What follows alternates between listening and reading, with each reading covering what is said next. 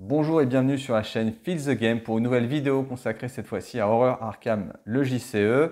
Je sais que vous aimez bien ces vidéos, vous êtes nombreux à les suivre. Alors on va reparler cette fois-ci du renouveau de la nuit de la Zélatrice. Renouveau de la Zélatrice que j'avais déjà critiqué il y a un peu plus d'un an, mais à l'époque où le modèle était un peu différent. C'est-à-dire qu'à l'époque on avait une boîte de base qui était vraiment très réduite et qui rendait le jeu assez compliqué pour jouer à deux et même tout seul. Il manquait des cartes. Par exemple, on n'avait qu'une seule machette, alors que là, c'est une carte un peu ultime. On avait des cartes qui étaient qu'en unique, comme le flic en patrouille, toutes ces cartes-là qui étaient un petit peu gênantes pour bien jouer. Et là, cette fois-ci, avec le nouveau corset, bah, on a vraiment on a tout en double exemplaire, donc on peut vraiment faire un début de construction. Et donc, ce que je vous propose dans cette partie-là, bah, je vais prendre uniquement le nouveau corset avec les cartes du corset. Et puis, on va choisir un investigateur. Alors, j'ai repris à nouveau Roland Banks. Pourquoi? Parce que c'est celui qui est le plus polyvalent. C'est celui aussi qui me correspond le plus. Parce que moi, j'aime bien me battre face aux monstres. Je suis pas plus... On peut très bien jouer aussi à ce jeu-là dans l'esquive, dans l'évitement, etc. Ça joue très bien. Il y en a qui le font très bien. Moi, mon style de jeu, c'est plus bourrin. Je tape, je casse la gueule et je vois si j'ai assez d'indices. Donc voilà, j'ai repris Roland Banks. Après, comme ça, où il y aura aussi une continuité dans les vidéos avec ce personnage. Et puis voilà. Donc je voulais vous montrer aussi dans une première vidéo, je ferai sûrement une deuxième vidéo pour la partie en elle-même. L'idée c'était de faire vraiment comment je construis, comment je fais mon deck building. Alors c'est plus à destination évidemment des joueurs débutants. Parce que, bon, après, ceux qui connaissent, ils ont l'habitude. Une fois qu'on a plusieurs campagnes dans les pattes, on a un petit peu l'idée. Alors, comment faire son deck building? Alors, en sachant qu'on a des ressources de cartes limitées. Donc, moi, l'idée, ça a été vraiment de prendre le meilleur de ce que pouvait faire Roland Banks. Donc, à savoir avoir des cartes gardiens et aussi avoir des cartes chercheurs. Alors, avec cette version-là, j'en ai pas pris beaucoup des cartes chercheurs. Néanmoins, il y aura quand même un petit appoint qui sera bienvenu. Donc, vous allez voir, il y aura surtout dans une construction de jeu de base, bah, beaucoup de cartes de compétences. C'est pas comme ça qu'on joue une fois qu'on a deux ou trois campagnes, dès qu'on a plus de choix, mais ça suffit a priori pour commencer. Donc cette construction-là, je la fais. Comment je l'ai fait? Bah, je me suis organisé déjà en fonction des espaces, des emplacements. Donc il faut savoir qu'on a un paquet de 30 cartes. On va tirer 5 cartes et donc en gros, il faut jouer un petit peu sur les probabilités qu'on a de sortir des cartes. Alors là encore, on est un peu limité parce que par exemple, là dans ma construction de deck, j'ai pas d'accessoires, je n'ai pas d'arcane, mais ça, bon, c'est un peu normal pour un gardien, mais ça pourra changer dans la suite, on le verra. Donc j'ai pas d'accessoires et j'ai pas de corps en fait. Donc c'est un petit peu dommage, mais c'est un peu la contrainte qu'on a quand on a juste le corset révisé, c'est que bah, on manque de pas mal d'équipements qui auraient été les bienvenus. Et donc, pour pallier un petit peu à ça, bah, j'ai pris beaucoup de cartes de compétences qui sont des cartes qui sont toujours pas mal en fait. C'est toujours bien d'avoir une carte de compétence, elle permet de piocher une carte. En plus, elle permet d'avoir un +2, donc c'est plutôt puissant. Maintenant, voilà, c'est pas quand on a plus de cartes, on peut le faire. Donc, comme vous le voyez dans la construction, eh bien, voilà, j'ai pas mal de mains, c'est normal, je suis gardien, donc je vais avoir beaucoup de combats. J'ai pas pris les loupes finalement, j'ai préféré prendre les lampes torches. Pourquoi? Parce que je me suis dit finalement, vaut mieux avoir un gros bonus de -2, quitte à perdre ses accessoires, parce que de toute façon, j'ai quand même 5 cartes qui sont dédiées aux armes. Donc il y a des grandes chances que j'en tire pas mal.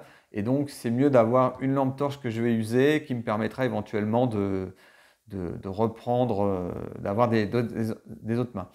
J'ai mis 2,45 automatiques, c'est presque un peu trop, mais bon, parce que c'est une arme très moyenne.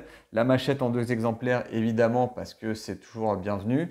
Même si elle peut être un peu piège, un peu tricky, dans le sens où des fois, bah, vous avez des rats plus une goule, et là, vous n'avez plus de bonus. Sur les alliés, bah, j'en ai pris 4. Donc j'ai pris qu'un seul flic en patrouille, 2 chiens de garde et Milan Christopher. Le chien de garde, je l'aime beaucoup. Pourquoi? Parce que il permet d'infliger des dégâts en plus d'absorber des dégâts. Donc ça, c'est toujours utile. Le flic en patrouille dans sa version de base est assez puissant aussi. J'en ai mis qu'un parce que je voulais pas mettre 5 alliés. Ça aurait fait trop de, trop de cartes alliées pour un seul espace. L'idée, si j'ai mis des chiens de garde, c'est surtout de piocher éventuellement les chiens de garde en premier, les poser, et une fois qu'ils sont morts, bah, poser soit Milan, soit le flic en patrouille pour orienter un peu le jeu. Voilà. Sinon, bah, j'ai mis des coups vicieux qui ne sont pas des cartes folles, mais qui sont toujours utiles. J'en ai mis deux. Et puis voilà, un peu d'esquive. L'explosion de dynamite, ça c'est une carte qui peut être sympa, mais qui est trop chère pour être vraiment utile. Et donc qui me permettra éventuellement de faire 3 points de dégâts à un gros ennemi, donc plutôt à un boss. Alors sur le premier scénario, c'est pas forcément très utile. J'ai mis un entraînement physique, un seul. Bon, bah c'est une bonne carte, mais elle coûte cher. Après, j'ai mis 2 planques, voilà, pour avoir beaucoup de ressources. L'idée, c'est de pouvoir sortir le 45 automatique et la machette ou éventuellement le 38 de Roland. Bon, voilà, a priori, je ne manquerai pas de ressources, mais j'ai préféré m'avancer. Mais je pense qu'il y a probablement une planque en trop, mais comme le choix n'est pas très vaste. Alors, parmi les rares cartes de chercheurs que j'ai pris, bah, j'ai pris celles qui permettent de trouver immédiatement des indices. Hein. Donc, celle-là, ça coûte 2 ressources et vous trouvez immédiatement un indice. Donc, c'est idéal pour Roland Banks parce que des fois, vous êtes face à des lieux qui ont beaucoup de valeurs occultes, voilà, qui sont à 4 ou 5, et c'est compliqué pour quelqu'un qui n'est pas chercheur de réussir. Voilà. Alors ensuite, bah, déduction aussi, donc ça rajoute un petit bonus et ça permet de choper des indices par deux. Alors quand on joue en solo, comme ça va être le cas, souvent les lieux ont un voire deux indices, mais c'est souvent un indice. Donc c'est pas forcément une carte qui sera la plus utilisée, celle qui sera la plus utile à mon sens sera celle-là. Donc c'est pas mal. J'ai pas pris de carte de preuve parce que Roland Banks, forcément, lui, il a la carte preuve qui est un petit peu accolée à sa carte, c'est-à-dire qu'à chaque fois qu'il va vaincre un ennemi, y compris des rats, il va pouvoir trouver un indice. Donc c'est assez utile. Voilà. Ensuite, bon, bah, le signe des anciens, voilà, ça fera au pire plus 0. Mais voilà, j'ai essayé de l'équiper pour qu'il ait, avec les cartes de base, pour qu'il ait quelque chose qui me semble correct. Voilà, bon, après, il n'y avait pas un choix qui était immense. Sinon, bah, vous avez vu, j'ai mis beaucoup de cartes compétences. Je préfère mettre des cartes compétences que des cartes qui, a priori, ne seront pas utiles, comme bah, trop d'alliés, comme des livres qui serviront pas, voilà, toutes ces cartes de chercheurs, la barricade, tout ça, ça sert pas trop. Preuve, ça sert pas, comme je vous le disais, parce que Roland Banks, il est très bien pour ça. Donc voilà, j'ai constitué un petit peu le paquet dessus. Euh, Ensuite, voilà, donc ça, à la limite, vous l'avez dans le livret de campagne, hein, c'est choisir son investigateur, donc Roland Banks, construire son deck investigateur, donc là, c'est ce que j'ai fait. Ensuite, choisir le niveau de difficulté. Alors ça aussi, j'étais un peu indécis parce que le renouveau de la zélatrice, pour le faire court, c'est quand même une difficulté plus 1, quoi. Je veux dire que vous allez monter en difficulté par rapport au scénario classique de la nuit de la zélatrice. Donc, il faut savoir que cette boîte-là est sortie au moment de la civilisation oubliée, peut-être après, plus ou moins. Alors, je peux me tromper, hein, mais voilà. Donc, ça veut dire qu'il y avait 2 ou 3 campagnes qui étaient déjà disponibles pour construire son paquet. Et donc, forcément, cette extension en tient compte. Donc, l'idée, c'était de vérifier la rejouabilité aussi la jouabilité plutôt de la nuit de la zélatrice avec le corset. Hein. Mais voilà, donc je vais me contenter et je dirais un scénario en facile.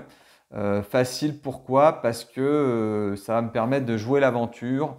Je pense que comme justement le niveau de la zélatrice est assez élevé, alors là il va y avoir un petit peu de spoil, hein, je vous montre les cartes de campagne, mais vous allez avoir beaucoup plus de monstres qui vont arriver. Là, c'est juste le rassemblement, mais là, vous faites vraiment, avec cette extension, un vrai scénario. Hein. Donc, vous avez des cartes un petit peu plus dangereuses, un peu plus fortes, et peut-être qui donneront peut-être un peu plus de points de victoire, mais je pense qu'il faut être prudent. Alors, idéalement, pour les joueurs experts, hein, vous le jouez en difficile, et là, c'est vraiment le renouveau de la zélatrice, c'est vraiment une tuerie, quoi. Je veux dire, c'est vraiment fait pour les jeux qui ont des joueurs expérimentés qui ont beaucoup de campagnes et de choix, vous jouez en difficile et là vous avez un très très bon niveau de difficulté, un bon challenge. Donc voilà. Donc là, je le joue plutôt en facile, mais c'est plus par pédagogie, et puis bon, pour pas avoir une campagne qui se bloque dès le début. Après, peut-être j'ai quasiment jamais joué en facile, mais voilà, peut-être que malgré tout, le scénario me bloquera sur différents éléments. Donc voilà pour le deck building. Donc voilà, toujours vérifier au niveau des accessoires que vous ayez quelque chose de cohérent. Là, j'ai un peu trop de mains, évidemment. Il faudrait que j'aère un peu plus avec des accessoires ou des corps, hein. Voilà.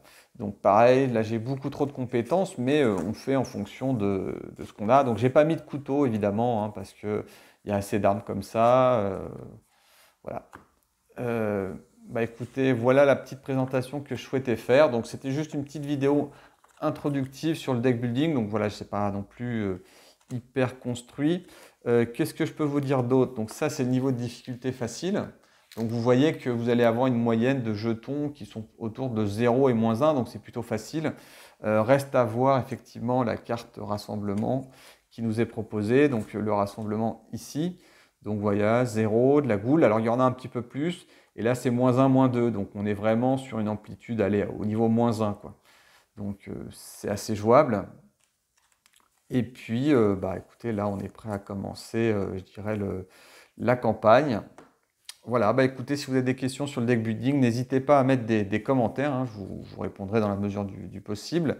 Et puis sinon, je vous dis à bientôt pour bah, la partie, hein, c'est ce que vous attendez, c'est ce que nous attendons tous. À plus!